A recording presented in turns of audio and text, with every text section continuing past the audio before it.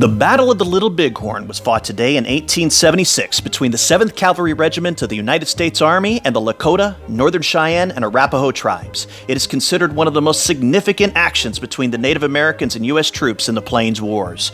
At the center of it was Lieutenant Colonel George Armstrong Custer, who, together with his troops, became iconic and even heroic figures in American history.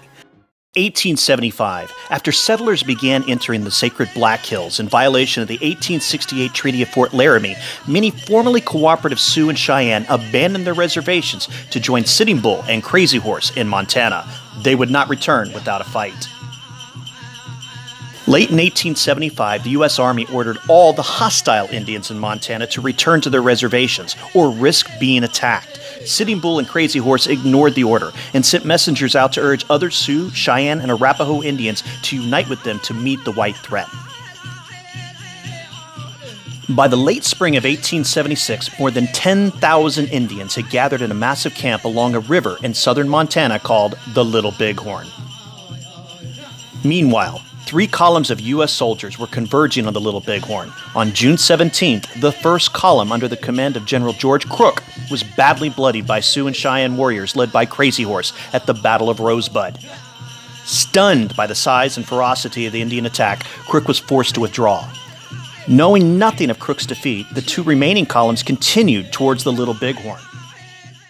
The 7th Cavalry, under the command of Lieutenant Colonel George Custer, was ordered to scout ahead for Indians.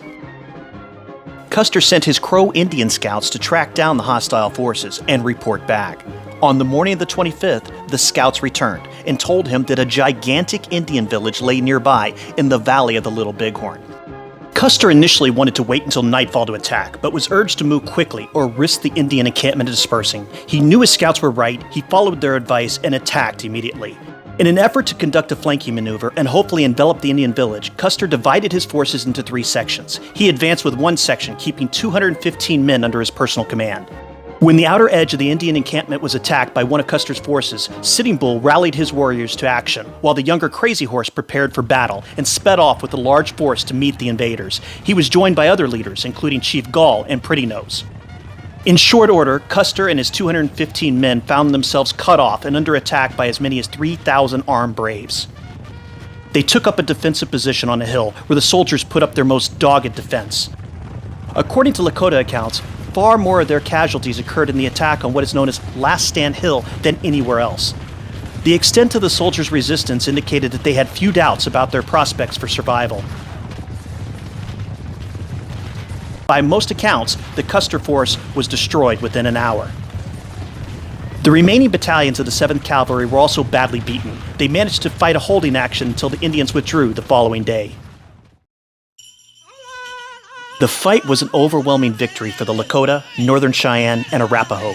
It would go down in history as the greatest Native American victory and worst U.S. Army defeat in the long and bloody Plains Wars.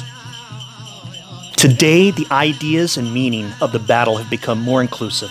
Memorials for both cavalry soldiers and Native American warriors who died at the Little Bighorn have been erected to allow visitors to adequately reflect the larger history of the battle between 2 cultures.